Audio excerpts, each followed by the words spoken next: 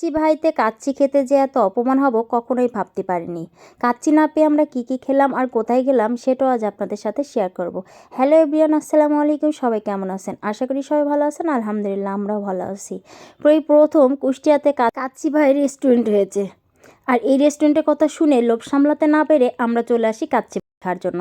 আর এখানে এসে দেখি প্রচুর ভিড়। বাইক দেখেই টের পাচ্ছেন এখানে কি পরিমাণ ভিড় হতে পারে।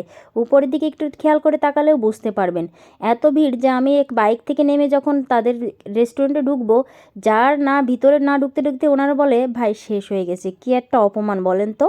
আমি মনে হয় এই কাচ্চি খাওয়ার জন্য 4 দিন এখানে এসেছি, কিন্তু একদিনও আমি এসে পাইনি। হাজবেন্ডের অফিস শেষ হয় 9টায়, আর শেষ হওয়ার পরে আমরা কাচ্চি খেতে যাই, হয়তো এই জন্য আমরা পাই না। কাচ্চি না পেয়ে মনে মনে কষ্ট নিয়ে আমরা এখন চলে যাচ্ছি চা খাওয়ার জন্য। আর শীতের রাত যেহেতু চলে এসেছে, আর গরম গরম যদি চা না খাই তাহলে কি করে হয়, তাই আমরা চলে আসি সে বিখ্যাত মালাই চা খাওয়ার জন্য, যেটা খুবই পরিচিত আর অনেক সুস্বাদু। সাথে ছিল পাউরুটি। আমাদের শহর থেকে একটু দূরেই ছিল এই চায়ের দোকানটা, ওখানে অনেকটাই ভাইরাল, সবাই নাকি এখানে খেতে আসে, কিন্তু আমরা কখনো খেতে আসিনি। তাই ভেবেছিলাম যে আমরা আজকে চা খাইতে যাব। তাই এসেই দেখি এখানে অনেকের অর্ডার ছিল, সাথে সাথে আমরাও অর্ডার দিয়ে দিই। আর সাথে আমার ছেলে খুব বায়না ধরেছিল কিছু খাবে, তাই ছেলেকে এখান থেকে কিছু কিনে দিয়েছিলাম। কিনে দিয়ে আমরা বসতে না বসতেই আমাদের চা চলে আসে। এখানে ছিল পোড়া রুটি আর এই যে সেই মালাই চা, যেটা অনেকটাই ভাইরাল, অনেক দূর দূরান্ত থেকে এখানে লোক আসে। আর এই চাটা খেতে নাকি সুস্বাদু, আসলেই কালারটা দেখেই বোঝা যাচ্ছে কতটা সুস্বাদু হবে। এরপর আমি পাউরুটি নিয়ে এখন ট্রাই করবো যে কতটা স্বাদ খেতে। এখন আমি নিয়ে খাচ্ছি, সত্যি খাইতে অনেকটাই স্বাদ ছিল। গরম চা কে খাবে? আমি খাবো, আমি গরম চা খাবো। সত্যি?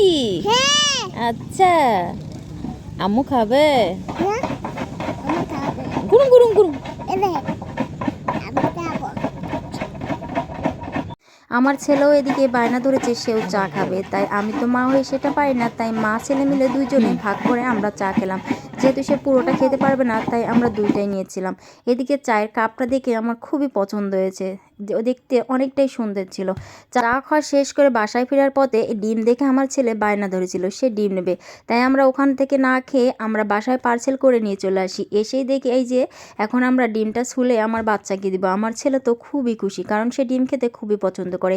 তাই আমরা 4টে নিয়েছিলাম, 3জনে মিলে আমরা ভাগ করে খেয়েছি। এরপরে ঘটনা আপনাদের সাথে শেয়ার করি। যেহেতু কাচ্চি ভাইয়ের ঘটনা বলেছি, আমরা 4 দিন যেহেতু পাইনি, তাই আমার হাজবেন্ডের অফিসের যে কলিগ সে দুপুরবেলা গিয়েছিল কাচ্চি খাওয়ার জন্য। তাই সে বলেছিল আপনি যেহেতু পাননি তাই আপনার জন্য আমি নিয়ে আসবো। এটা হচ্ছে পরের দিনের ঘটনা। পরের দিন দুপুরবেলা আমরা খাওয়া দাওয়া শেষ করে যখন মানে রেস্ট নিচ্ছিলাম, তখন তাকে ফোন দিয়ে বলে নিচে আসেন। যখন সে নিচেই যায় দেখে সে তার জন্য কাচ্চি নিয়ে আসছে। এরপর আমার হাজব্যান্ড কাচ্চি নিয়ে বাসায় চলে এসে বলে এই নাও তোমার কাচ্চি খাও, 4 দিন যেহেতু যে পাওনি তাই আজকে তুমি কাচ্চি খাও। এদিকে আমরা অল্প অল্প করে খেয়ে দেখলাম, সত্যি অনেকটাই টেস্ট ছিল, অনেকটাই মজা ছিল। এদিকে আমার ছেলেকেও দিলাম, আমার ছেলে খুব পছন্দ করেছে।